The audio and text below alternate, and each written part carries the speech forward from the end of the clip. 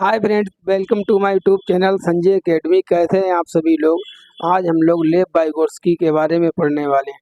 देखिए, अगर आप सीटेट को पास करना चाहते हैं तो आपको 3 को तो पढ़ना ही पड़ेगा।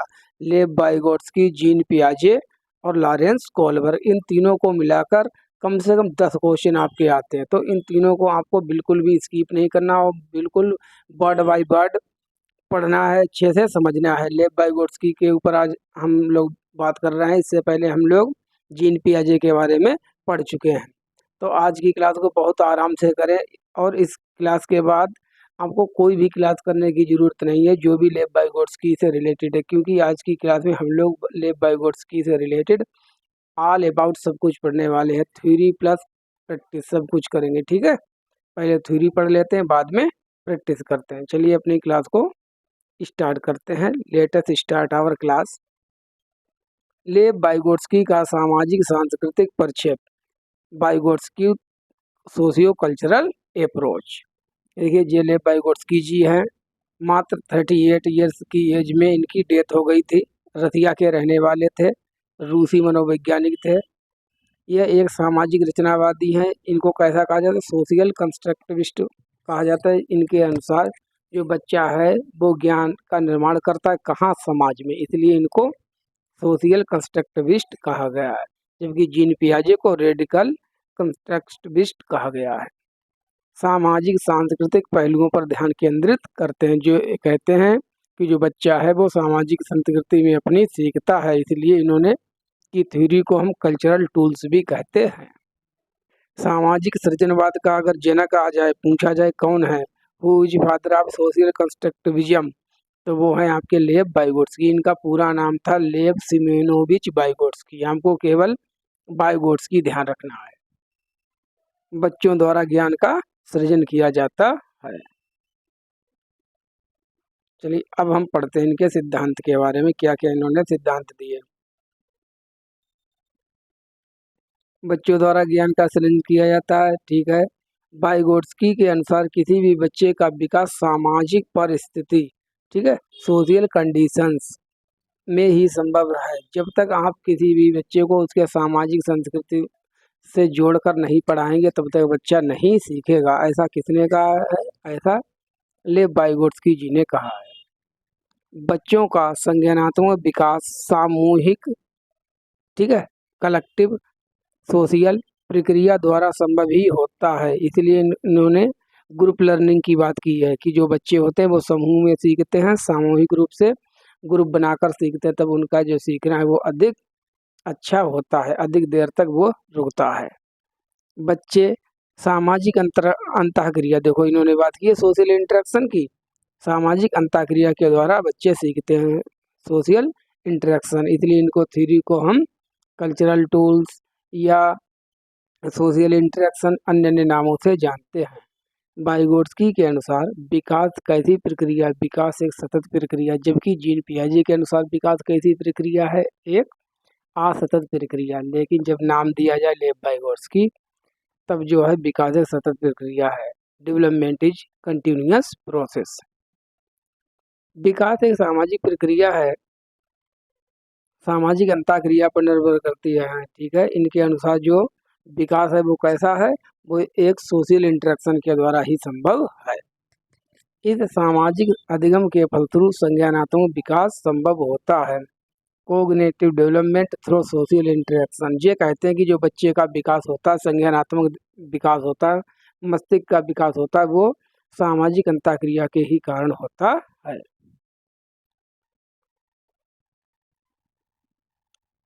अब महत्वपूर्ण पहलू देख लीजिए जो कि इन्होंने बताए हैं लेब वाइगोत्स्की जी ने। इन्होंने देखिए निम्नलिखित पहलुओं की बात की है। ये ट्रिक है आपकी SCL। अगर कहीं पर आपको SCL मिल जाए लिखा हुआ तो वो आंसर उसका लेब वाइगोत्स्की होगा। यस का मतलब क्या? यस फॉर सोशल इंटरेक्शन, सामाजिक अंतःक्रिया की बात की जाए कहीं पर।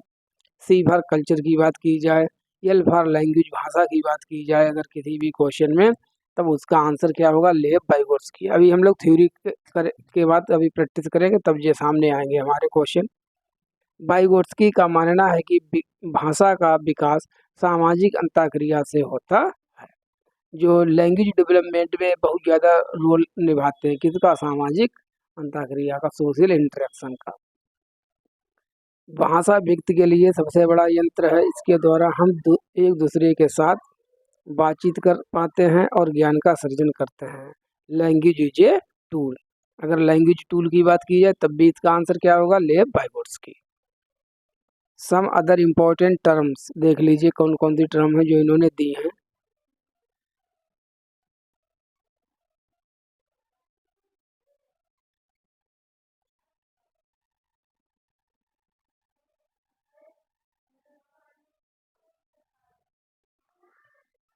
देखिए ZPD, zone of proximal development, संभावित विकास का क्षेत्र किसने दिया है? लेव वाइगोट्स्की जी ने दिया है। Zone of potential development, more knowledgeable others, MKO आ जाए तो एमकेओ किसने दिया है? एमकेओ भी किसने दिया है? लेव वाइगोट्स्की जी ने दिया है। Anybody who knows more in a particular area, इसको हम एक्सपर्ट भी कहते हैं। इसके फोल्डिंग की बात किसने की है? लेव वाइगोट्स्की जी ने की है। अब ये समझ लीजिए कि जो जेडपीडी होता है क्या? जेडपीडी ऐसे समझिए सर्किल के माध्यम, जैसे जे है बच्चा, ये बच्चा है, ये बच्चे का वास्तविक विकास क्षेत्र है। ठीक है, वास्तविक विकास क्षेत्र। अब ये है संभावित, यहाँ तक बच्चे का विकास हो सकता है। तो वास्तविक विकास क्षेत्र और संभावित विकास क्षेत्र के जो बीच का अंतर है जे, इसको ही हम कहते हैं जोन ऑफ प्रॉक्सिमल डेवलपमेंट, संभावित विकास का क्षेत्र। वास्तविक विकास क्षेत्र समझने पर ध्यान दीजिए, वास्तविक विकास क्षेत्र ये है और ये है संभावित विकास क्षेत्र। तो संभावित विकास क्षेत्र और वास्तविक विकास क्षेत्र के जो बीच का अंतर होता है उसको ही हम कहते हैं जोन ऑफ प्रॉक्सिमल डेवलपमेंट। अब एमकेओ कौन होता है? एमकेओ वो कोई भी पर्सन हो सकता है जो हमको सिखाने में हमारी थोड़ी भी मदद कर दे। जैसे मैं आपको सिखाने में थोड़ी हेल्प कर रहा हूँ, सीटेट को पास करने के लिए मैंने आपको थोड़ी सी सीडीपी पढ़ा दी, ठीक है, तो मैं कौन हो गया आपके लिए? मैं आपका एमकेओ हो गया। सबसे ज़्यादा एक चीज़ ध्यान में रखना, एमकेओ से रिलेटेड एक चीज़ पूछी जाती कि एमकेओ की एज कम होती है कि ज़्यादा होती है? सीखने वाले से एमकेओ की एज ज़्यादा भी हो सकती है, कम भी हो सकती है, एज मैटर नहीं कर सकती है। जैसे आप लोग पढ़ रहे हैं, हो सकता है आपकी एज हमसे कम हो या हमसे ज़्यादा भी हो सकती है, लेकिन मैं आपको सीखने में मदद तो कर रहा हूँ किसी फील्ड में। हो सकता है अन्य किसी फील्ड में आप सीखने में मेरी मदद कर दें तो आप मेरे लिए एमकेओ हो जाएंगे। ठीक है, तो जो भी हमारी सीखने में मदद करे उसको हम एमकेओ कहते हैं। इसके फोल्डिंग क्या है? अब मैं एमकेओ हूँ, मैं आपकी सीखने में मदद कर रहा हूँ, तो मदद करने की प्रक्रिया है जो, उसको ही हम इसके फोल्डिंग कहते हैं। आगे एग्जाम्पल सब अभी आगे आएंगे, जैसे हिंट है, हाफ सॉल्व्ड प्रॉब्लम थे ये दी जाती हैं, ये किसका उदाहरण है? ये सब इसके फोल्डिंग का उदाहरण है। तो एक बार क्वेश्चन पूछा गया था कि एक बच्चे को आधी समस्या का हल दे दिया जाता है, उससे कहा जाता है कि अपने आप से पूरा करो, तब ये किसका उदाहरण है? तब ये इसके फोल्डिंग का उदाहरण है। देखिए ऐसे आप समझ सकते हैं इनकी थ्योरी को, लेव वाइगोट्स्की की। ये जेडपीडी हो गया, ये सोशल लर्निंग हो गया, सामाजिक अधिगम हो गया, ये इसके फोल्डिंग है। ये तीनों कैसी होती हैं? आपस में गुथी हुई होती हैं, आपस में इंटर रिलेटेड होती है। चलिए, आई होप क्लियर हो गया होगा। नेक्स्ट चलते हैं। देखिए कितना अच्छा एग्जाम्पल है जेडपीडी का, इसके फोल्डिंग एम के हो। ये फादर हैं, पिताजी हैं, ये अपनी बच्ची को साइकिल चलाना सिखा रहे हैं। तो ये देखिए, ये बच्ची को साइकिल चलाते समय पकड़े हुए हैं, तो ये मदद कर रहे हैं अपनी बच्ची की सीखने में। तब ये कौन हो गए? एम के हो गए, एम के ओ हो गए, मोर नॉलेजेबल अदर्स हो गए। ठीक है, बच्ची सीखने वाली हो गई, लर्नर हो गई। अब जो मदद करने की प्रक्रिया है इसको हम इसके फोल्डिंग कहेंगे। अच्छा ये बताइए, ये क्या पिताजी इस बच्ची को हमेशा ऐसे पकड़ के चलवाएंगे कि कुछ समय बाद जब ये सीख जाएगी तब छोड़ देंगे? जैसे जैसे बच्ची सीख जाएगी अपने आप चलाना तभी ये मदद करना छोड़ देंगे। इसीलिए इसके फोल्डिंग जो होती है, मदद की जाती है, वो अस्थायी मदद होती है। लिख लीजिए, टेम्परेरी हेल्प, अस्थायी। स्थायी नहीं, अस्थायी होती है कि जीवन भर थोड़ी ना साइकिल पकड़ के चलवाएंगे, सिखा रहे हैं इसलिए पकड़ेंगे। तो तीनों चीज़ें क्लियर हो गई। एम के ओ फादर हो गए, स्कैफोल्डिंग सहायता देने की प्रक्रिया, साइकिल को पकड़ना। जेडपीडी बालक को मदद मिलने पर सीखने का दायरा जो है उसका बढ़ जाता है। आई होप सब चीज़ें आपको क्लियर हो गई, चाहे तो जेडपीडी हो, चाहे वो स्कैफोल्डिंग हो या एमकेओ है। एक बार जेडपीडी को फिर समझ लीजिए। जैसे जे है सर्कल, जे है जे बच्ची, जे साइकिल सीख रही है, ए अभी यहाँ पर है, वास्तविक स्तर पर है, यहाँ पर है। ये इसका संभावित है, यहाँ तक ये सीख सकती, मतलब साइकिल चलाना सीख सकती है, इसमें क्षमता है। लेकिन यहाँ से यहाँ तक जाने के लिए कोई मदद करने वाला भी तो इसके पिताजी जो हैं वो मदद कर रहे हैं। वो कौन हो गए पिताजी? एमकेओ हो गए। और मदद करने की प्रक्रिया क्या हो गई? स्कैफोल्डिंग। और इन दोनों के बीच के अंतर को ही हम वास्तविक विकास स्तर और संभावित विकास स्तर के अंतर को ही हम कहते हैं जोन ऑफ प्रॉक्सिमल डेवलपमेंट। चलिए अब आगे चलते हैं। भाषा के रूप, 3 रूप। लेव वाइगोत्स्की जी ने भाषा के 3 रूप बताए। बच्चे जो होते हैं 3 प्रकार की भाषा की यूज करते हैं। ये बहुत बार पूछा गया क्वेश्चन, सबसे ज़्यादा प्राइवेट वाला पूछा जाता है। Social speech, private speech, silent inner speech. क्या है ये? जो सोशल स्पीच होता है जब बच्चा अपने से अधिक अलग अलग लोगों से बात करता है, जैसे अपने मम्मी पापा हैं, भाई बहन है, मतलब घर परिवार में जब दूसरों से बात करता है तब उसकी बात को हम कहते हैं सोशल स्पीच।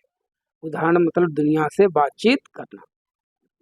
कितनी उम्र में बच्चा बात करने लगता है? लगभग 2 साल का होता तभी बातचीत करने लगता है, तो उसकी बात को हम कहते हैं सोशल स्पीच। प्राइवेट स्पीच क्या है? एक बच्चा, जब बच्चे स्वयं से खुद को बोल बोल कर अपने आप को डायरेक्शन देते हैं, अपने आप से बात करते हैं, तो उसको हम प्राइवेट स्पीच कहते हैं, इनर स्पीच कहते हैं। ठीक है। क्वेश्चन ऐसे पूछा गया था एक बार, 8 दिसंबर 2019 पेपर नंबर फर्स्ट में आया था कि एक नजमा नाम की लड़की है, वो अपना किसी गेम को बना रही थी, ठीक है, और पजिल बना रही थी, याद आ गया, पजिल बना रही है। वो अपने आप को डायरेक्शन देती कि अरे मेरा ब्लू वाला पजिल कहाँ गया, मेरा नीला वाला कहाँ है गुटका, अरे मैं तो भूल ही गई, वो तो आज लेके ही नहीं आया। इस तरीके से बच्ची अपने जो है पजिल को बना रही थी, तो वो इस तरीके से अपने आप से बोल बोल कर अपने आप को डायरेक्शन दे रही, तो उसकी स्पीच को किसने प्राइवेट स्पीच कहा है? लेव वाइगोत्स्की जी ने कहा है। ध्यान रखना, इससे क्वेश्चन बहुत आता है। साइलेंट इनर स्पीच, अब बच्चा बोल के बात अपने आप से स्वयं से नहीं कर रहा, मन में ही मन अपनी बातें कर रहा है। लगभग 7 वर्ष से अधिक बच्चे ऐसे करते हैं, इसको इन्होंने कहा है साइलेंट इनर स्पीच, मौन आंतरिक बात। तो ये तो 3 प्रकार की बातें हो गई। फिर एक बार इसको देख लीजिए, जेडपीडी क्या है? जिस दायरे में किसी की मदद से बच्चे का संभावित विकास होता है उसे हम जेडपीडी कहते हैं। एमकेओ, कोई छोटा या बड़ा है, इसमें एज मैटर नहीं करती है। एमकेओ में स्कैफोल्डिंग, टेम्परेरी हेल्प, ठीक है, परमानेंट नहीं, टेम्परेरी हेल्प, अस्थायी तौर पर की गई मदद। क्षणिक मदद, यह तब तक जारी रहेगी जब तक हम खुद को काम करने ना लगे, यह एक प्रक्रिया है। अगर क्वेश्चन पूछा जाए इसके फोल्डिंग क्या है, इसके फोल्डिंग एक मदद करने की प्रक्रिया है, अस्थायी मदद होती है। देखिए ये है, ये बच्ची है, ये अपना गेम बना रही है कुछ, और ये इसकी मम्मी इसकी मदद कर रही है इसके सीखने में, बनाने में, ठीक है। तब ये कौन हो गई? ये हो गई एमकेओ, बच्ची हो गई लर्नर, और जो मदद कर रही, मदद करने की प्रक्रिया क्या हो गई? इसके फोल्डिंग। आपको लग रहा होगा कि सर ने इसके फोल्डिंग की हिंदी नहीं बताई।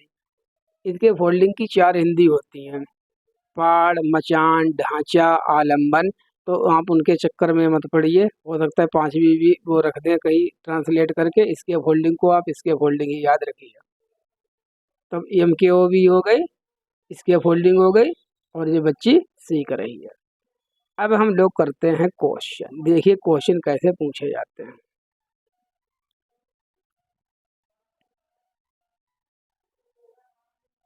लेव Vygotsky theory is referred to as a, Lev Vygotsky के सिद्धांत को किस प्रकार का सिद्धांत माना गया है? बताइए कैसा सिद्धांत माना गया? Psychoanalytic, sociocultural, behaviouristic, information processing. तो मैंने आपको ट्रिक बताई दी है S C L, S C L, S C supreme court और एल फॉर लर्निंग, ऐसे ध्यान रखना, कुछ भी बना के आप ध्यान रखिए, ट्रिक है। S for society, C for culture, L for language. जहाँ पर सोसाइटी की, समाज की बात की जा रही, कल्चर की बात की जा रही, संस्कृति की बात की जा रही, भाषा की बात की जा रही है, तब उसका आंसर लेव बाइगोट्स्की होगा। इसीलिए इनके सिद्धांत को हम सामाजिक सांस्कृतिक विकास का सिद्धांत भी कहते हैं। तब इसका आंसर कौन सा हो जाएगा? हमारा answer number B is right.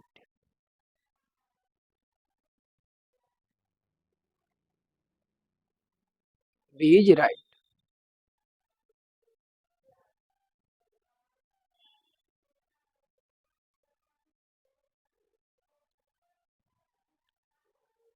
Following Lev Vygotsky theory a teacher should. एक व्यक्ति है, टीचर है जो, वो लेव बाइगोट्स्की जी को फॉलो करता है। तब उसके अनुसार, लेव बाइगोट्स्की जी के अनुसार एक टीचर को क्या करना चाहिए? इसका मतलब ये क्वेश्चन का बताइए। Provide appropriate scaffolding to students by giving hints and clues. संकेत और इशारे देकर विद्यार्थियों को उपयुक्त पाठ। अब पाठ किसके लिए कहा गया है? स्कैफोल्डिंग के लिए। पाठ प्रदान करनी चाहिए अपने बच्चों को सीखने के लिए, मतलब हिंट करना चाहिए, क्लूज देना चाहिए। क्या टीचर को ऐसा करना चाहिए? बिल्कुल करना चाहिए, इसे ही हम कहते हैं स्कैफोल्डिंग। बी क्या? रिस्ट्रिक्ट। रिस्ट्रिक्ट माने रोकना। Collaboration and discussion among student. Collaboration मतलब उनको ग्रुप लर्निंग या एक दूसरे से सीखने के लिए उनको रोकना चाहिए? नहीं, रोकना नहीं है हमको। ले बाइगोट्स्की तो जी कहते हैं इसको बढ़ावा देना है, रोकना नहीं, इसलिए ये गलत। Practice total non interference of adults in student process of learning. विद्यार्थियों की अधिगम प्रक्रिया में वयस्कों को पूर्ण हस्तक्षेप की प्रणाली अपनानी चाहिए। मतलब स्टूडेंट अगर सीख रहे हैं तो टीचर है या कोई भी एडल्ट है, उसको कोई भी इंटरफियरेंस नहीं करना चाहिए। नहीं इंटरफियरेंस करना चाहिए, हमको उनकी मदद करनी चाहिए सीखने के लिए, इसलिए ये भी हमारा गलत हो गया। Frequently use negative in reinforcement to condition student behaviour.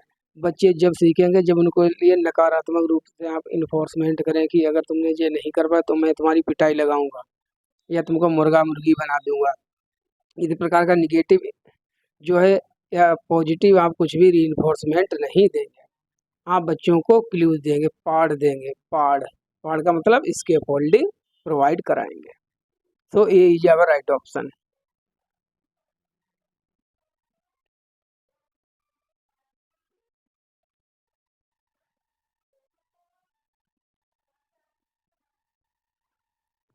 The idea that language facilitates cognitive development has been proposed by।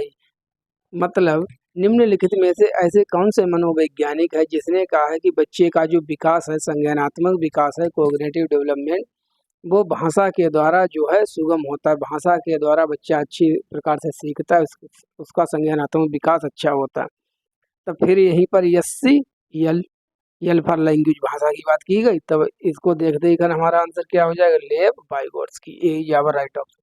जहाँ पर सोसाइटी की बात की जाए, कल्चर की बात की जाए, उसका आंसर होगा लेव बाइगोट्स्की। प्लीज इसको रट लीजिए बिल्कुल। सेकेंड क्वेश्चन है हमारा, according to Lev Vygotsky are very important to facilitate cognitive development of children. Lev Vygotsky के अनुसार निम्नलिखित में से कौन सी चीज़ है जो बच्चों के संज्ञानात्मक विकास को प्रभावित करने के लिए बहुत महत्वपूर्ण है? कंडीशनिंग, नहीं कंडीशनिंग की बात नहीं करते हैं। पनिशमेंट तो होगा ही नहीं। रूट मेमोराइजेशन निगेटिव वर्ड है, वो तो देखते ही घन गलत हो गया। तो कल्चरल टूल्स, देखिए आ गया यहाँ पर कल्चर, संस्कृति की बात की गई, सांस्कृतिक उपकरण। यस सी यल, सब यहीं से आंसर मिलेंगे आपको, बस इसको ध्यान रखना है। ये अभी हमारा लेटेस्ट में क्वेश्चन पूछा गया था, जनवरी 2024 सेकेंड पेपर में क्वेश्चन ये आया था। According to Lev Vygotsky, what is the role of teacher in facilitating cognitive development? बच्चे के संज्ञानात्मक विकास में किसका रोल है? किसके अनुसार? लेव वाइगोट्स्की जी के अनुसार क्या करना चाहिए? To provide information and knowledge to the students, बच्चों को नॉलेज देनी चाहिए, ठीक है, और ज्ञान प्रदान करना चाहिए। To guide and support the students learning through scaffolding, बच्चों को गाइड करे, उनकी सहायता करे सीखने में और उनको स्कैफोल्डिंग प्रोवाइड कराए। तब स्कैफोल्डिंग देखिए आ गया, ठीक है, तब यही हमारा आंसर हो जाएगा सेकंड। एक टीचर होने के नाते आपका रोल यही रहेगा कि आप बच्चों को सीखने में उनको गाइड करें और उनकी मदद करें। किसके द्वारा? स्कैफोल्डिंग के द्वारा। देखिए इसको हिंदी में क्या लिखा गया है? आलंबन। आलंबन के माध्यम से छात्रों के सीखने का मार्गदर्शन और समर्थन करना। स्कैफोल्डिंग की जो हिंदी है वो 4 है, अगर कोई लिखना चाहता तो लिख लीजिए। ये देखिए स्कैफोल्डिंग,